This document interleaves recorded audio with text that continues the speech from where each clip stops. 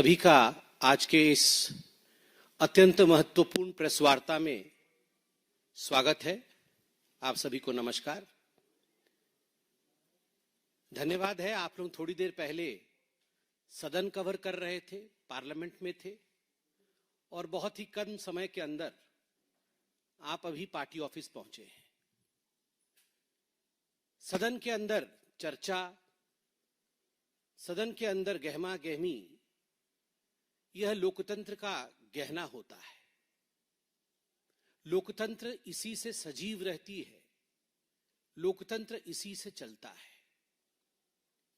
विगत कुछ दिनों में जो घटना चक्र हुआ, हमने देखा कि हमारे देश के होनहार छात्र वो सामने आए, उन्होंने आंदोलन किया।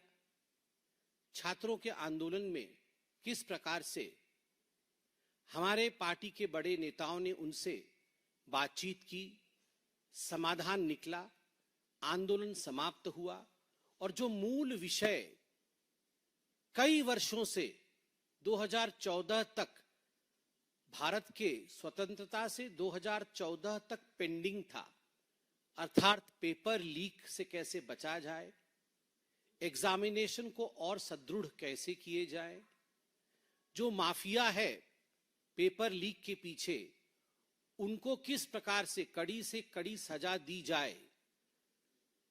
2024 में भी कानून बना था, उस कानून को संशोधन करके उसको और सुदृढ़ बनाना, उसको और कठोर बनाने की प्रक्रिया देश के सबसे बड़े लोकतंत्र के मंदिर पार्लियामेंट में आरंभ हुआ। लगभग 45 मेंबर ऑफ पार्लियामेंट्स ने उस बहस में भाग लिया। माननीय मंत्री श्री जितेंद्र सिंह जी ने इस बिल को टेबल किया और पूरी बहस में वो मौजूद रहे। उन्होंने आज थोड़ी देर पहले उत्तर भी दिया और अंततोगत्वा वोटिंग के माध्यम से आज वह कानून भी बना है। मैं तो सबसे पहले आप सबको बधाई देता हूं। मैं प्रधानमंत्री नरेंद्र मोदी जी को धन्यवाद भी करता हूं।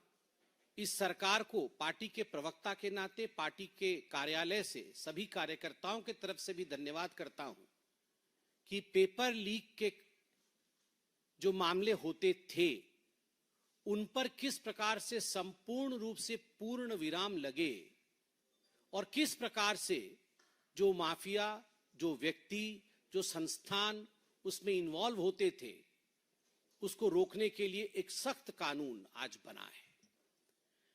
45 एमपी के बोलने के क्रम में आज राहुल गांधी जी ने भी भाग लिया और राहुल गांधी जी ने भी अपने मंतव्य को रखा। मगर हुआ वही जो हम सबको संदेह था, हुआ वही जो राहुल गांधी जी के साथ हमेशा होता है। झूठ का पुलिंदा, देश को भ्रमित करने की कोशिश,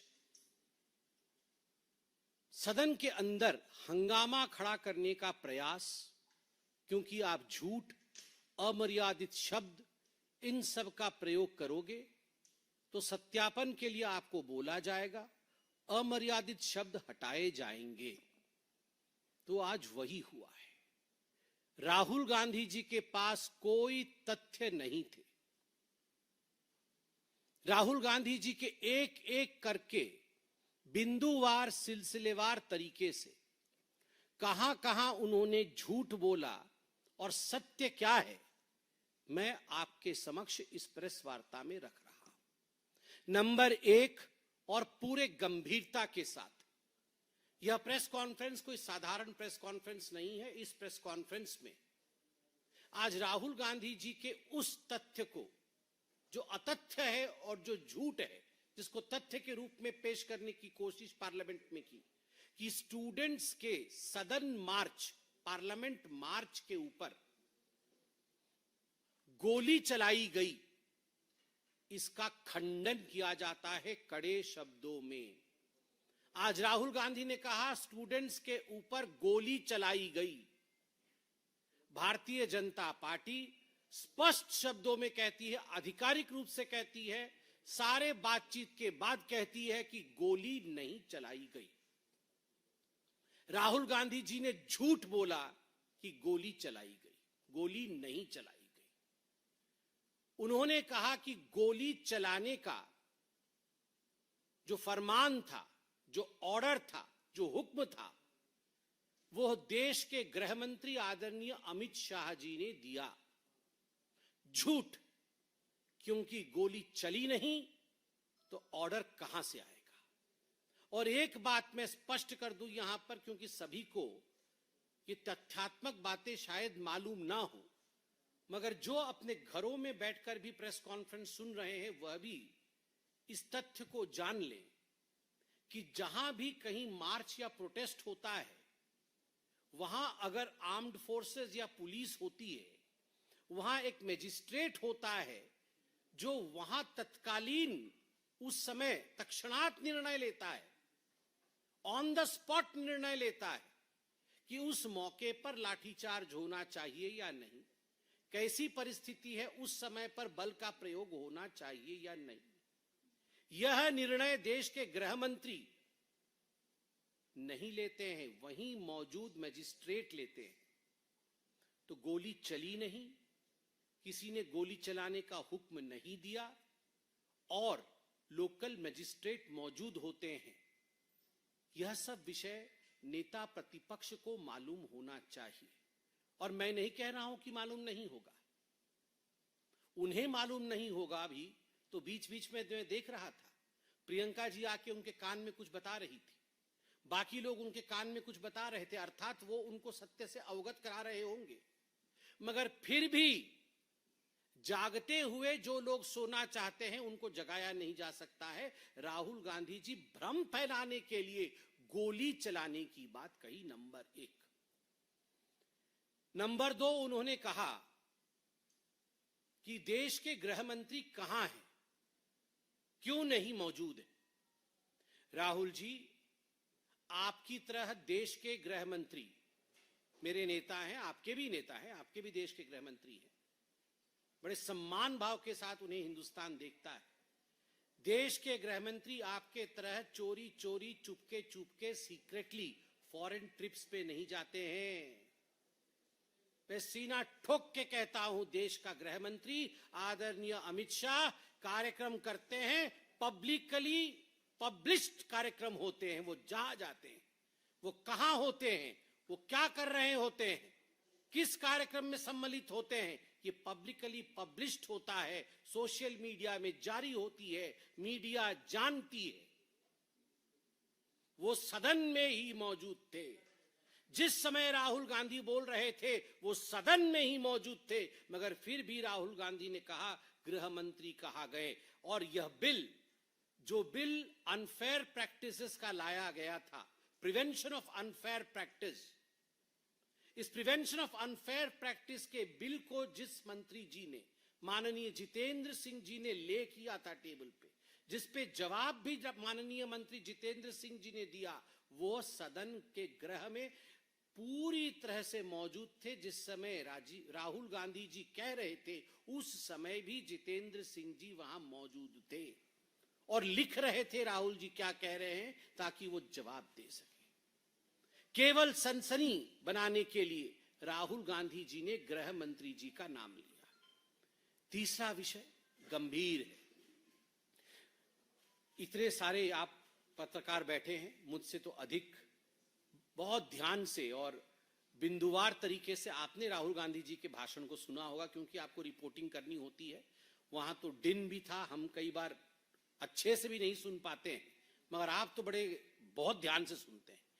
एक बात मुझे क्लियरली बताइए, राहुल गांधी जी ने आज क्या कहा? 3 कैटेगरी होती है। एक जगह उन्होंने कहा कि 3 कैटेगरी की स्टूडेंट्स होते हैं, एक जगह उन्होंने उसको जनरलाइज कर दिया कि पूरे देश में 3 कैटेगरी के लोग हैं, और एक जगह उन्होंने कहा कि उनको किसी छात्रा ने बताया है कि जंतर मंतर में 3 कैटेगरी के लोग थे।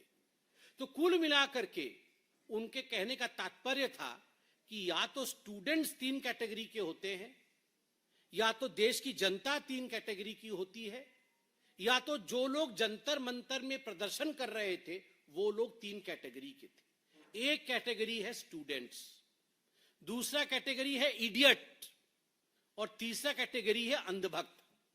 मतलब अगर स्टूडेंट्स के हिसाब से वो बोल रहे थे, बाकी आप लोग समझदार हो, उनके क्लिप्स निकाल लो। मैंने उनके क्लिप्स पूरे देख के 5 मिनट लेट हुआ, विलंब हुआ प्रेस कॉन्फ्रेंस में, क्योंकि मैं क्लिप देख रहा था वो क्या बोल रहे थे। एक जगह उन्होंने स्टूडेंट्स की 3 कैटेगरी बताई है कि स्टूडेंट, एक स्टूडेंट होता है जिसका दिल बड़ा होता है, जिसका दिमाग भी बड़ा होता है और वो सीखना चाहता है।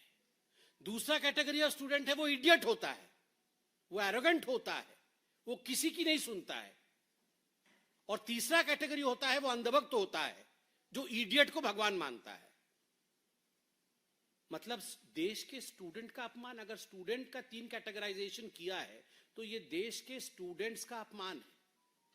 हम स्पष्ट रूप से कहते हैं, इस देश के सारे स्टूडेंट विद्यार्थी है, अर्थात विद्या की उपार्जना करना चाहते हैं। All the students in this country are patriots, none of the students in this country are idiots और अंधभक्ts।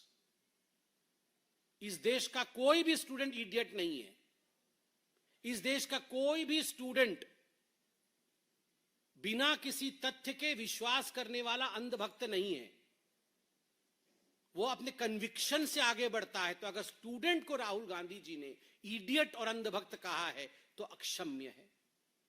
और अगर उन्होंने जंतर मंतर पे आए हुए लोगों को 3 कैटेगरी में विभक्त किया है, उनकी जो छात्रा से बातचीत हुई, उस बातचीत पे छात्रा ने उन्हें कहा, एक जगह वो ये भी बता रहे हैं कि 3 कैटेगरी के लोग आए। एक कैटेगरी वहां स्टूडेंट्स के आए, समझ में आता है, जंतर मंतर में स्टूडेंट्स आए थे। दूसरी कैटेगरी जंतर मंतर में आई, वो इडियट्स आए। कौन है वो इडियट? मैं तो देख रहा था कौन कौन आए, मैंने लिस्ट मांगी ऑफिस से कि कौन कौन आए थे, तो किसी ने दिखाया कि दूसरे पार्टी के लोग आए थे, कई पार्टी के लोग आए थे, नेता आए थे वहां पे, कई कुछ मूवी स्टार वगैरह भी आ गए थे। तो ये जो नेता आए थे, मैं उन नेताओं का नाम नहीं ले रहा हूं क्योंकि वो ऑपोजिशन वाले हो सकते हैं, मगर उनके लिए भी ऐसे शब्द का प्रयोग करना ठीक नहीं है। क्या वो जो नेता सब आए थे वो इडियट्स थे? वे दे इडियट्स और अंधभक्त थे वहां पे? मतलब वहां जो गया था वो लोग या तो मतलब उनके नेतृत्व को, जो सीजेपी के नेतृत्व को मानते थे, वो सब अंधभक्त थे। उनका अपना कोई कॉन्शियसनेस नहीं था, उनके अपना कोई उनकी जिम्मेदारी नहीं थी, वो सब अंधभक्त थे। तो अगर जंतर मंतर के लोगों के लिए भी 3 कैटेगरी कहा गया है कि इडियट, स्टूडेंट्स और अंधभक्त, तो मुझे लगता है जंतर मंतर पे बैठे प्रदर्शनकारियों को भी ये चुभनी चाहिए। कल तो मीडिया वालों को, आप लोग भी वहां मौजूद थे, कल तो मीडिया वालों को उन्होंने पालतू कह दिया। और आप में से कुछ स्टूडेंट्स होंगे, मगर बाकी 2 कैटेगरी में आप आएंगे क्या? और आप मुझे ये बताइए, ये राहुल गांधी जी तो स्टूडेंट कतई नहीं है। अगर राहुल गांधी जी स्टूडेंट नहीं है तो वो क्या है? और मैं यहां स्पष्ट कर दूं, अगर देश के लोगों के लिए जनरलाइज करके 3 तरीके के लोग देश में रहते हैं, एक स्टूडेंट और एक इडियट और अंधभक्त, तो ये देश राहुल गांधी को क्षमा नहीं करने वाला है। यह देश के लोग इडियट नहीं है, देश के लोगों को पता है इडियट कौन है, मगर देश के लोग इडियट नहीं है और देश के लोग अंधभक्त नहीं है। देश के लोग भक्ति, आस्था के प्रति रखते हैं, देश के लोग उसी को चुनते हैं जो उनकी सेवा करता है। तो देश भी उन्हें क्षमा नहीं करेगा अगर उन्हें इडियट और अंधभक्त कहा जाए। और वैसे भी पार्लियामेंट के अंदर, सदन में, इडियट इज एन अनपार्लियामेंटरी वर्ड। मुझे लगता है पहली बार इडियट शब्द का प्रयोग इतनी बार हुआ है सदन के अंदर। राहुल गांधी जी खुद अपने आप को पहचानते हैं, राहुल गांधी जी खुद अपने आप को जानते हैं, मगर आज मैं कहना चाहूंगा, राहुल गांधी जी सदन के मर्यादा को देखते हुए सदन के अंदर खुद अपने आप को भी इडियट नहीं कह सकते हैं। क्या राहुल गांधी जी खुद अपने आप को सदन के अंदर इडियट कह सकते हैं? नहीं अलाउ करेंगे हम।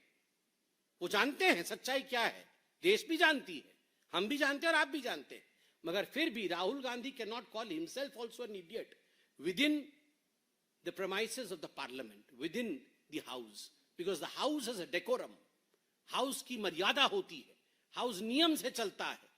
बार बार किरण रिजिजू जी कॉलन शक्दर और रूल बुक दिखा रहे हैं कि इसमें अनपार्लियामेंट्री शब्द है, इडियट आप यूज नहीं कर सकते हैं, मगर बार बार वो उसको नकार रहे हैं और इडियट इडियट इडियट कह रहे हैं। पांचवा, राहुल गांधी जी ने कहा, मैंने बाहर देखा कि गृह मंत्री जी आ रहे थे, उनके काफिले में 30 गाड़ी थी। मैं आज चैलेंज करता हूं राहुल गांधी जी, आप चलिए हमारे साथ और गिनवाइए, गिनवाइए कहां अमित शाह जी की गाड़ी में, काफिले में 30 गाड़ियां थी। आपने कहा अमित शाह जी के काफिले में 30 गाड़ियां थी, उन्होंने देखा।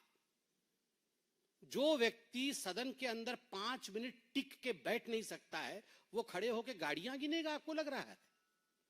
5 मिनट नहीं बैठ सकते राहुल गांधी, ऐसे हिलते डुलते पॉकेट में हाथ डाल के बाहर निकल जाते हैं, आते हैं फिर पॉकेट में हाथ डाल के बाहर निकल जाते हैं। वो गाड़ी गिन रहे थे और 30 गाड़ियां थी।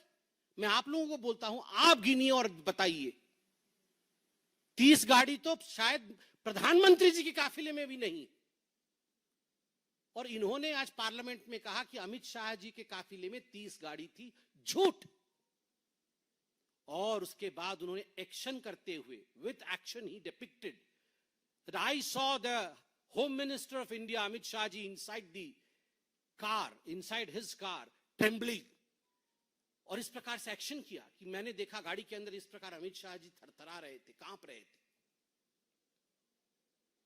राहुल जी, अमित शाह जी वह शख्स हैं जिनको देखने के बाद नक्सली थरथराते हैं। प्रधानमंत्री जी के आशीर्वाद से, प्रधानमंत्री जी के निर्देश से दिन रात परिश्रम करके जिस व्यक्ति ने भारत से नक्सल हटाया हो, भारत को नक्सल मुक्त भारत बनाया हो, वह व्यक्ति कांप रहा था। एक एक नक्सली जिसने 100 हत्याएं की थी, चुन चुन करके उनका सफाया किया था अमित शाह जी ने, वह व्यक्ति कांप नहीं सकता। आपने कहा अमित शाह जी कांप रहे थे, जिनके नाम से आतंकवादी कांपते हैं, उनके नाम पे यह कहना कि वो कांप रहे थे, कहीं ना कहीं दर्शाता है कि आप सच्चाई से वाकिफ नहीं है, आप सच्चाई से बहुत दूर है और केवल देश को भ्रमित करने के लिए इस प्रकार की बातें कह रहे हैं। राहुल जी, एक बात आज आप कान खोल के सुन लीजिए, विगत 75 वर्षों में जब से भारत आजाद हुआ, बीच में हमारी सरकार भी रही, उस कालखंड को अगर छोड़ दिया जाए, जितने कालखंड में कांग्रेस की और कांग्रेस समर्थित सरकार केंद्र में रही, जेन जी की चिंता हुई। जेन जी मतलब जनरेशन गांधी, किस प्रकार से गांधी डायनास्टी की जनरेशन को आगे बढ़ाया जाए, केवल उसी की चिंता हुई, कोई जेन जी की चिंता नहीं हुई। आंध्र प्रदेश, तेलंगाना में जब आंदोलन चले थे, कितने सैकड़ों छात्रों को आपने गोली से उड़ा दिया था, गोली करके मार दिया था। जम्मू कश्मीर में किस प्रकार से आप गोली चलाते थे, किस प्रकार से बाकीरा असम में, असम स्टूडेंट यूनियन के ऊपर किस प्रकार से आपने गोली चलाई थी और 800 से अधिक स्टूडेंट्स की बर्बरता पूर्वक हत्या की थी। तो उस समय जेन जी, केवल जनरेशन ऑफ गांधी कैसे प्रधानमंत्री बनते रहे उसकी चिंता होती थी। अब जेन जी के बारे में चिंता होती है, देश के भविष्य के बारे में चिंता होती है। आज तो बहुत मुझे बड़ा आश्चर्य लग रहा था, मैं बैठा था सामने, मेरा माइक बंद कर दिया, मेरा माइक बंद कर दिया, मेरा माइक बंद कर दिया। अरे लाल बत्ती जल रही है, माइक कहां से बंद कर दिया भाई? लाल बत्ती जल रही थी। लाल बत्ती का जलने का अर्थ होता है कि माइक ऑन है। माइक बंद कर, माइक बंद, माइक बंद, मेरा माइक बंद कर दिया। अरे कैसे माइक बंद कर दिया भाई तुम्हारा? देखो तो सही। और उसके बाद खुद ही बंद करके बोल रहा है मेरा माइक बंद हो गया, मेरा माइक बंद हो गया। जेब में हमेशा, वो जेब में हमेशा क्यों हाथ डाले रखते हैं पता है आपको? दोनों जेब में विक्टिम कार्ड रखा हुआ है। विक्टिम कार्ड निकालेंगे तुरंत, देखो माइक बंद कर दिया, बोलने नहीं दिया, माइक बंद कर दिया। अरे पूरी आप वो क्लिप चलाना आज, पूरी दुनिया देख रही है, माइक ऑन है, बिना आदत नहीं है नीचे देखने की ना, ऐसे देखते हैं ऊपर। वो फोटो भी किसी ने ठीक ट्वीट किया था, कहीं विदेश गए थे, ऊपर ही देखते रहते हैं, नीचे देख ही नहीं रही, लाल बत्ती जल रही है। ये लाल बत्ती देखने के लिए यहां भी बत्ती जलनी चाहिए। जब यहां की बत्ती नहीं जलती है तो यहां की बत्ती दिखती नहीं है, तो दिखी नहीं उनको, माइक बंद कर दिया, माइक बंद कर दिया। एक बहुत गंभीर विषय है, इसको मैं बहुत संजीदगी के साथ आपके सामने रखना चाहता हूं, और मैं आशा करता हूं इसको तमाम मीडिया चैनल संजीदगी के साथ आगे बढ़ाएं। बहुत सारे वक्ताओं ने, खास करके कांग्रेस पार्टी के नेताओं ने आज और कल अपने भाषण में कहा कि जो आर्म्ड फोर्सेस थी उन्होंने लड़कियों के कपड़े फाड़े। ये नहीं है, असत्य है। ये आर्म्ड फोर्सेस है, सीएपीएफ है, ये हमारी देश की सीमाओं की सुरक्षा करती है, ये मां भारती के आंचल को बचाती है। आज सीएपीएफ है इसलिए मां भारती का आंचल सुरक्षित है, वरना मां भारती के आंचल को फाड़ने के लिए तो हमारे पड़ोसी पाकिस्तान और न जाने कितने देशद्रोही ताकतें लगी हुई है। मगर सलाम है इन आर्म्ड फोर्सेस को कि उन्होंने मां भारती पर आंच नहीं आने दी। और आज जब सदन में खड़े होकर इसी आर्म्ड फोर्सेस पे आप कहते हैं कि इन्होंने लड़कियों के कपड़े फाड़े, और जिस प्रकार के उन्होंने एक्शन करके दिखाया, कपड़े फाड़े, ये दिल को बहुत सदमा देता है। मैं सबसे हाथ जोड़ के निवेदन करता हूं कि इस प्रकार के नरेटिव को, जिससे कि हमारे देश के आर्म्ड फोर्सेस के मनोबल में गिरावट आती हो। मुझे याद है कांग्रेस पार्टी के कुछ बड़े बड़े नेताओं ने, जो अभी कांग्रेस में हैं, कांग्रेस में पहले नहीं थे, बाद में कांग्रेस ने उन्हें लिया, उन्होंने बयान दिया था कि जम्मू कश्मीर और नॉर्थ ईस्ट में आर्म्ड फोर्सेस के लोग महिलाओं का रेप करते हैं। नहीं करते। और इस प्रकार से सदन में कहना कि वो लड़कियों के कपड़े फाड़ रहे थे, ये एक बहुत खराब विषय है। इसको आप लोग प्लीज ठीक से दिखाइए, ताकि आर्म्ड फोर्सेस के लिए, उनके मोराल के लिए सही हो। कुछ लोगों ने भाषण में कहा कि बांग्लादेश और नेपाल वाली स्थिति बनने वाली थी हिंदुस्तान। यही चाहते हैं राहुल गांधी और कांग्रेस पार्टी। वो जानते हैं कि उन्हें सत्ता वोट से नहीं मिलने वाली है। वो जानते हैं कि 7 LKM पहुंचने के लिए, वो जानते हैं कि प्रधानमंत्री बनने के लिए, वो जानते हैं कि मुख्य सेवक, हम मुख्य सेवक कहते हैं मगर वो उसे अपना जागीर कहते हैं। अपने जागीर को वापस पाने के लिए इलेक्शन लड़ना होता है और संख्या जुटानी होती है। यह संख्या जुट नहीं सकती है, इसीलिए एक ही तरीका है, अराजकता फैलाओ और अराजकता को हवा दो। और जहां अराजकता नहीं हो रही है, सारी बातचीत हो गई, सीजेपी ने प्रोटेस्ट वापस ले लिया, सब कुछ ठीक है, उसके बाद भी भ्रम फैलाओ, ताकि जो विषय ठीक हो रहा हो उसे ठीक नहीं होने दो। फिर से भ्रम फैलाओ ताकि लोग सड़कों पर उतरे, माहौल बिगड़े, गोली चली, इस प्रकार से बोलो। माहौल बिगड़े और उस बिगड़े माहौल में आप राजनीतिक फायदा उठाओ। केवल और केवल यही ध्येय राहुल गांधी का है। और इसलिए आज राहुल गांधी जी ने जो भी कहा वो सारी बातें मिथ्या थी, झूठ थी। उन्हें बोलने का पूरा मौका माननीय स्पीकर जी ने दिया, क्योंकि हम सब सदन में मौजूद थे और बार बार स्पीकर साहब ने पूछा आप बोलना चाहते हैं, बोलना चाहते हैं। Rahul Gandhi was reluctant to stand and talk. वो खड़े होकर बोलने के लिए तैयार नहीं थे, शायद प्रिपेयर्ड नहीं थे, और इस कारण से उन्होंने अपना भाषण नहीं दिया। कोई प्रश्न हो तो अवश्य पूछिए।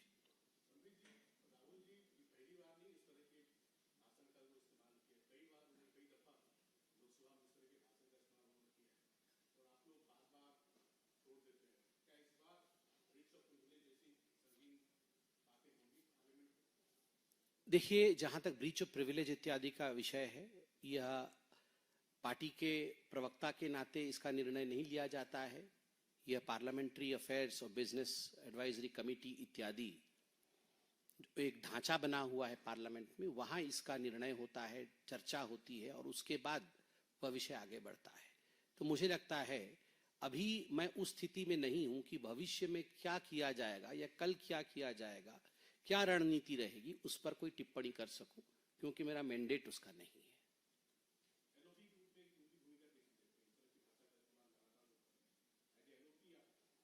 देखिए, आप एक महत्वपूर्ण बात ध्यान से आप देख रहे होंगे, कांग्रेस पार्टी के कितने सदस्यों ने बोला, क्या ट्रेजरी बेंच ने किसी के साथ भी इस प्रकार का बर्ताव किया? क्या हमने उन्हें बोलने से रोका? आदरणीय प्रियंका वाड्रा जी ने भी कल अपना भाषण रखा, क्या भारतीय जनता पार्टी ने कोई हो हंगामा किया? नहीं किया। हमें आपत्ति थी, प्रियंका वाड्रा जी के भी कुछ कमेंट से हमें आपत्ति थी। जैसे कि प्रियंका वाड्रा जी ने कहा था, वो एक फैक्ट नहीं था, उन्होंने कहा कि आरएमएल में एक छात्रा के पास में गई थी, उनकी मां से बात हुई, उस छात्रा को पुलिस ने बहुत बर्बरता से मारा था और वो आईसीयू में एडमिट थी। हमने बाद में आके क्लैरिफिकेशन दिया कि यह किसी के साथ भी अगर आईसीयू में एडमिट है, संवेदनशीलता होनी चाहिए, हमारी भी है, हम भी मिलने गए थे, मगर आपके फैक्ट्स गलत थे। वो पुलिस ब्रुटैलिटी की शिकार नहीं हुई थी, वो एक स्टैम्पीड लाइक सिचुएशन में वो विषय हुआ था और वो आईसीयू में गई थी, हम भी उसके साथ खड़े हैं। तो हमने उनको वहां ठीक किया। उन्होंने कहा पालतू मीडिया, तो हमने वहां कुछ नहीं कहा, बाहर आके हमने पार्लियामेंट के बाहर कहा कि मीडिया को पालतू कहना और जानवरों से कंपेयर करना ये ठीक नहीं होता है। बाहर कहा हमने वहां पर किसी प्रकार से शोर हल्ला गुल्ला नहीं मचाया, क्योंकि एक बोलने का तरीका, सलीका, यह सब होता है। तो अगर हम प्रियंका जी को बोलने दे रहे हैं, वहां हम वहां किसी प्रकार की कानून को देखते हुए, जो कानून से, जो नियम से सदन चलता है उसको देखते हुए वहां कोई हम गतिरोध नहीं कर रहे हैं, तो राहुल जी को गतिरोध क्यों करेंगे? राहुल गांधी जी जिस प्रकार की इडियट कोई कहेगा तो क्या किया जाए, आप बताइए। अगर देश की जनता को, देश के स्टूडेंट को, और वैसे भी अलाउड ही नहीं है इडियट कहना पार्लियामेंट के अंदर, बार बार इडियट कह रहे हैं, और जब वो जान भी गए कि इडियट नहीं कहना चाहिए तब भी कह रहे हैं नाउ आई विल नॉट से इडियट, तो उसको क्या कहा जाए?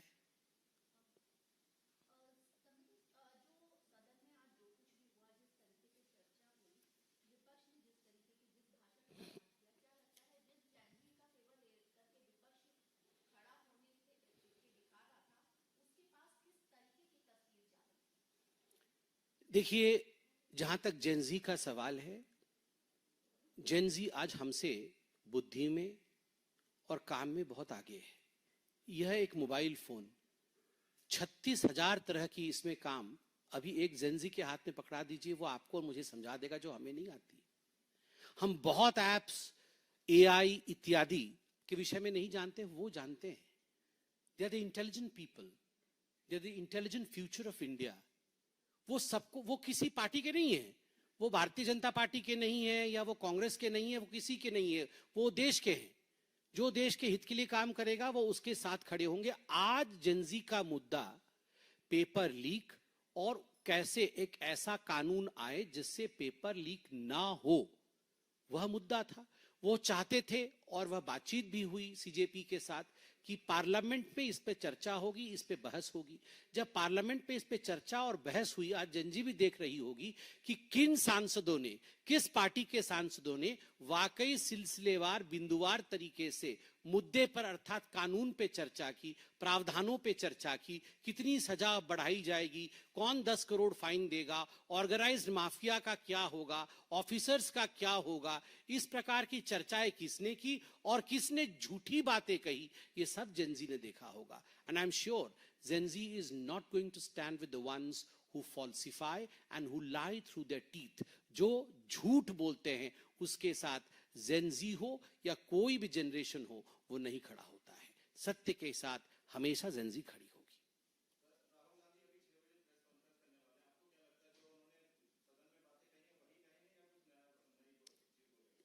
आपको क्या लगता है राहुल गांधी जो 6 बजे प्रेस कॉन्फ्रेंस करने वाले हैं वो क्या करेंगे? वो यही बोलेंगे कि 3 तरह के लोग होते हैं, एक स्टूडेंट होता है, एक इडियट होता है, एक अंधभक्त होता है, और गोली चली और किसने गोली चलाया, वही सब बोलेंगे। कुछ और सब लोग कांप रहे थे, ये हो। देखिए, कुल मिलाकर के आज 3 प्रकार के लोग होते हैं, यही सबब है, स्टूडेंट, इडियट और अंधभक्त। तो आज आप लोग 6 बजे फिर से बोर होने के लिए तैयार हो जाइए, फिर से आपको यही सब सुनने को मिलने वाला है। मगर आप लोग भी सवाल करिएगा कि तो आप किस कैटेगरी के हैं, जरा हम भी सुने कि वो किस कैटेगरी के हैं तीनों में से। शायद अभी बता दियो उनको लोगों ने कि एक 4th कैटेगरी भी जोड़ो, न्यूट्रल करके, जिसपे आप लोग सब घुसो। धन्यवाद।